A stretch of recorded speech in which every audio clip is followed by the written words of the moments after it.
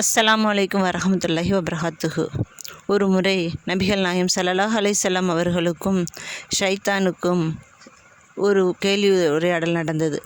அதில் ஒவ்வொருத்தவங்களை பற்றியும் கேள்வி கேட்டுகிட்டே வரும்போது ஹல்ரத் அலி ரலியல்லாஹு அவங்கள பற்றி நபிகள் நாயகம் ஸல்லல்லாஹு அலைஹி வஸல்லம் இப்லீஸுக்கிட்ட கேள்வி கேட்டாங்களாம்.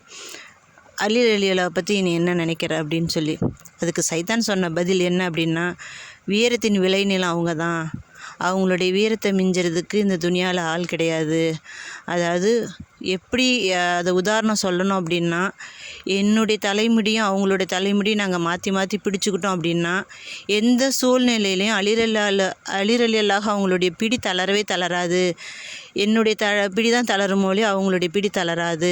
அந்த அளவுக்கு வெற்றி கிடைக்கிற வரைக்கும் ஒரு செயலில் இறங்கிட்டாங்க அப்படின்னா அதுலேருந்து அவங்க பின்வாங்கினதே கிடையாது. அப்பேற்பட்ட வீரம் நிறைஞ்சவங்க அலி ரலியல்லாஹு அப்படின்னு சொல்லி இப்லீஸ் அலி ரலியல்லாஹு பற்றி சொன்னானாமா. இதிலேருந்து இந்த ஒரு உதாரணம் போதும் அலி ரலியல்லாஹோட வீரத்தை சொல்கிறதுக்கு.